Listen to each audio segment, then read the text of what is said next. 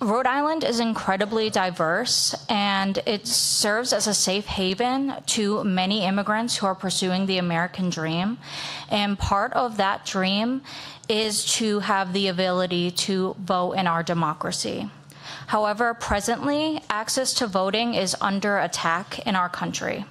For years, we have watched as the Federal Voting Rights Act of 1965 is being dismantled, and now we watch as the current administration is trying to further limit our access to voting. We need to do something now, and that something is pass the Rhode Island Voting Rights Act. The Rhode Island Voting Rights Act will protect all of your constituents. Let's be very clear about what this bill is. It does not change who can vote or how we vote, but it preserves the accessibility and accountability. The Rhode Island Voting Rights Act ensures that our elections stay fair to open to all eligible voters. It protects every community, and it gives us the tools to challenge discrimination or voter suppression right here in our state. For some of you who may or may not know, I also served as a former elected official for the city of Newport. And so in 2020, I was running my second campaign in the city of Newport. And like everyone else, we were navigating the uncertainty of COVID. But what my community faced went far beyond public health concerns.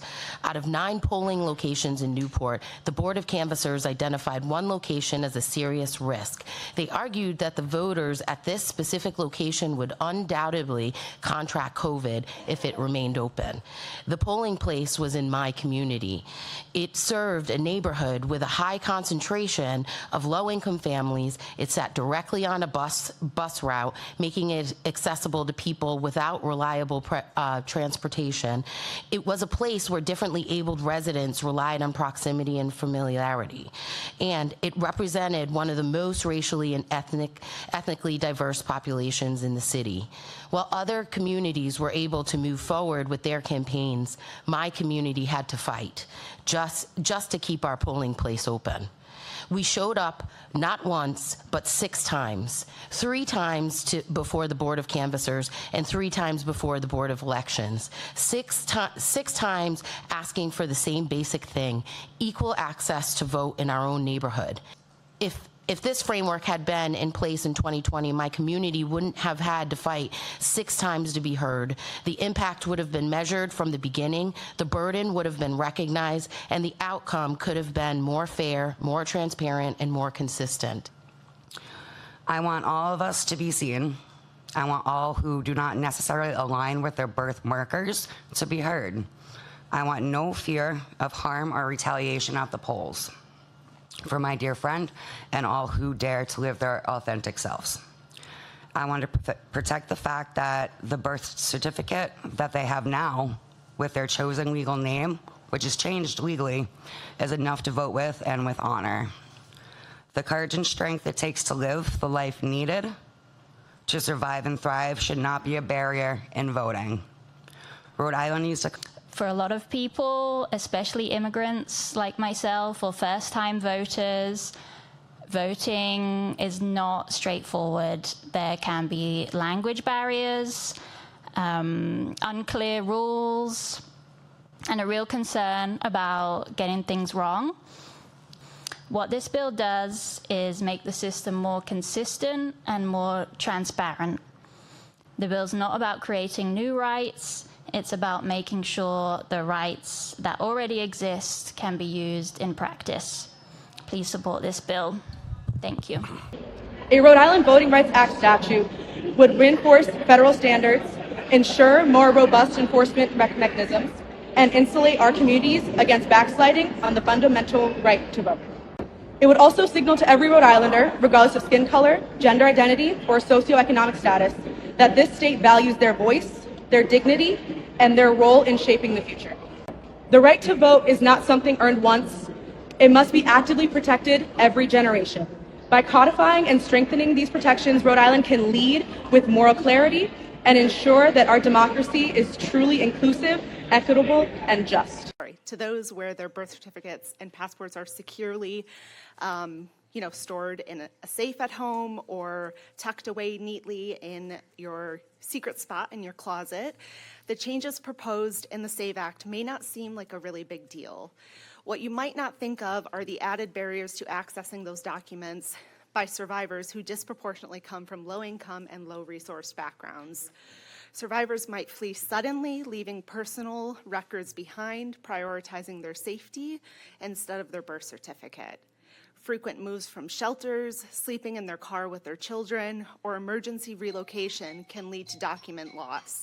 My son next to me is 5 years old. His name is Atlas, and in 13 years, he'll be old enough to vote in the state of Rhode Island. I'm here today because I want to know that when that day comes, his right to vote will be protected. Rhode Island has an opportunity right now, before it's too late, to put into state law what the federal government has failed to protect. H.8 334 would do that. It would make it illegal to suppress the votes of protected class members. It would prohibit election practices that dilute the voting strength of communities of color. It would guarantee language access for voters who need it. And it would give Rhode Islanders a mechanism to seek justice when their rights are violated. I also served as a poll worker in 2024 Rhode Island Senate election. I experienced firsthand inconsistencies in Rhode Island's election system. I was placed in the city of Cranston, which is a predominantly Spanish-speaking community. A voter was eager to submit his ballot and was almost unable to do so because of his limited English-speaking ability and inability to receive the required assistance.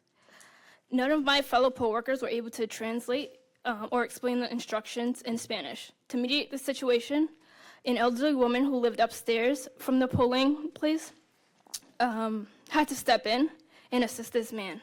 If it were not for her, this voter wouldn't have been able to place his exercise his right under the 15th Amendment of the United States Constitution, as supported by the Voting Rights Act of 1965. I believe that passing H.334, the Rhode Island Voting Rights Act, will resolve this inconsistency by requiring assistance at the polls, including but not limited to fully translated ballots, registration forms, public notices, bilingual poll workers, and the ability to request real-time phone interpretation services within 60 days of any statewide primary or general election. Yo hoy vengo en apoyo a lo que es el proyecto de ley de las votaciones aquí en el estado de Rhode Island. Y quiero decir que muchos votantes quieren participar, pero no entienden el idioma. For those who did not understand that is the feeling of that feeling of not fully understanding is what many voters experience when elections are not offered in their first language. Now, I want you all to think about this. For many immigrants' families, becoming a U.S. citizen comes with one big dream, the dream to vote.